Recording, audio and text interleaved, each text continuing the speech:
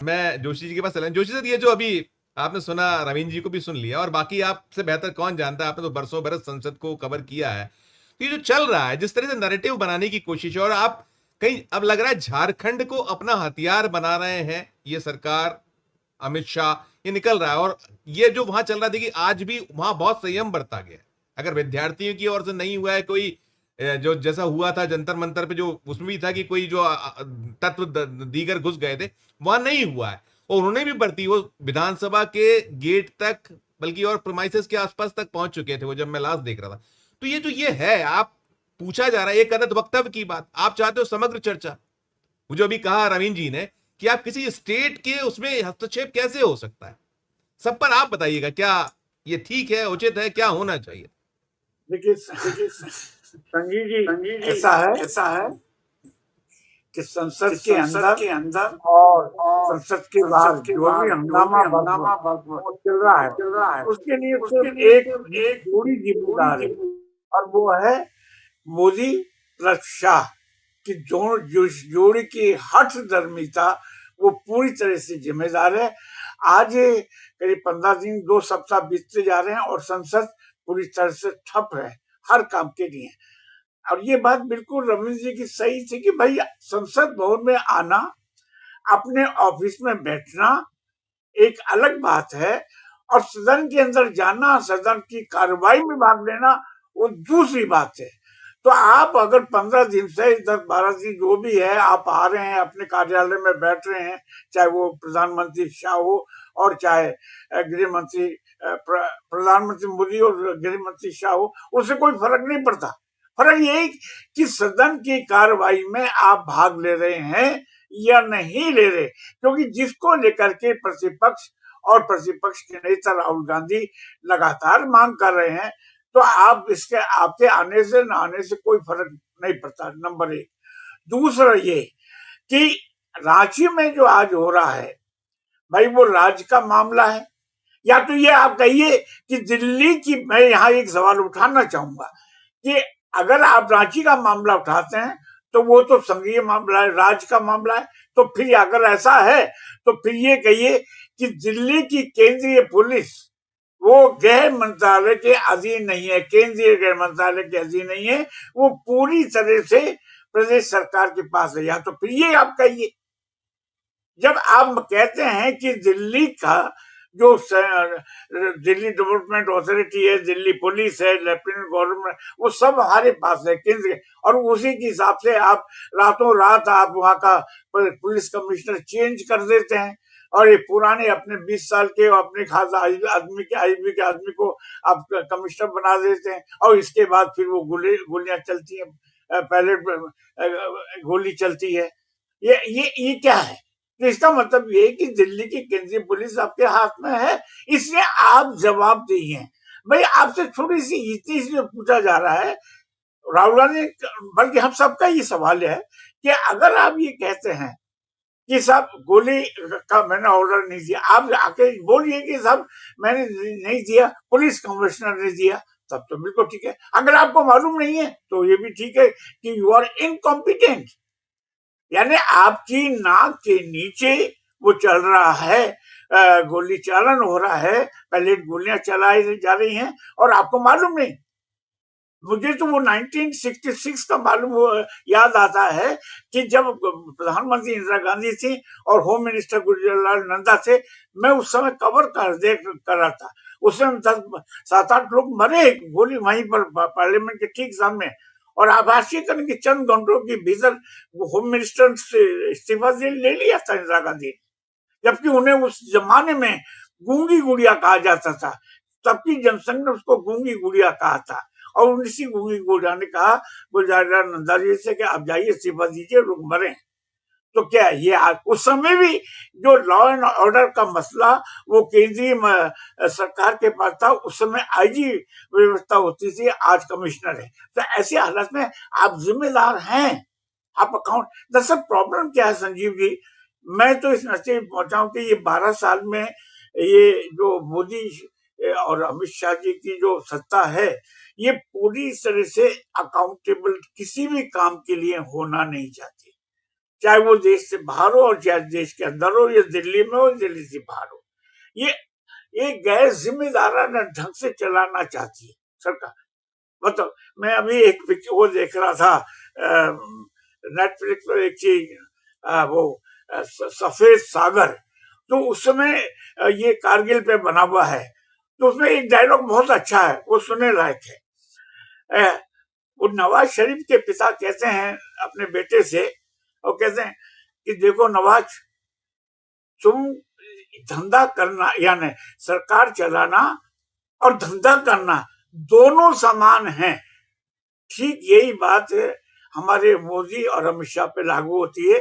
जैसा कि मेरा लगातार ये स्टैंड रहा कि ये सरकार को सरकार की तरह नहीं चला रहे, ये नफा नुकसान किसका फायदा होगा, किसमें होगा, वो संवेदनशीलता है ही नहीं।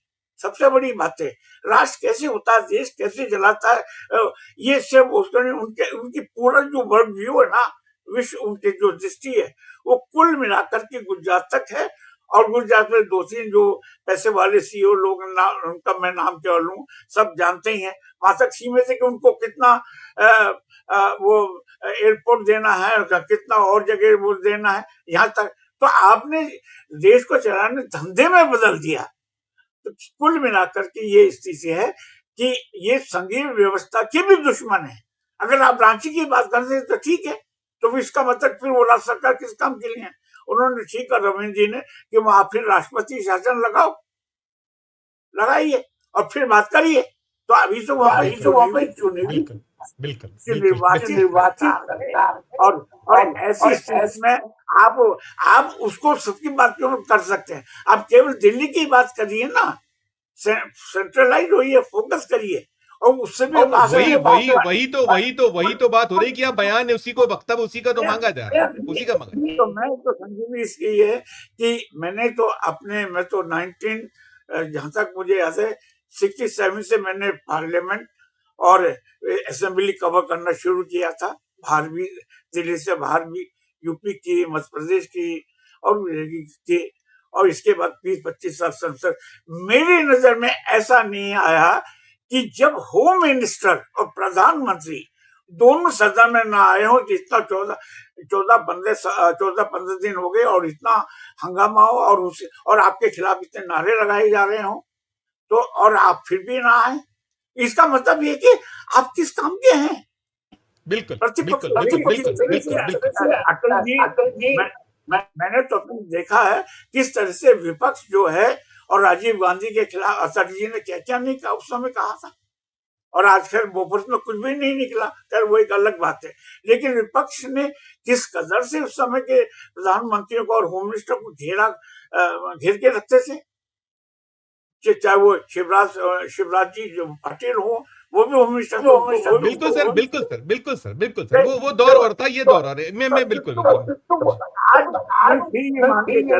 आज का ये दौर है, तो क्या नॉन अकाउंटेबिलिटी का है, क्या गैर जिम्मेदारानी का है?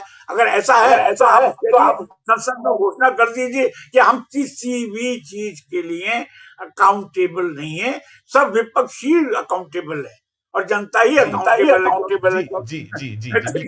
ये कहना चाहूंगा, इनको इससे कोई परवाह नहीं कि भाई कितना नुकसान हो रहा है। हाँ, मैं एक चीज का जरूर सहमत हूँ कि कम से कम प्रश्नकाल जरूर चलना चाहिए, 11 से 12 का। और मुझे अच्छी तरह से याद है कि अटल जी ने भी इस बात के लिए कहा था कि प्रश्नकाल चले, हालांकि उस समय उनकी पार्टी ने उनकी बात नहीं मानी, क्यों 1111 ऐसा होता है जब उसमें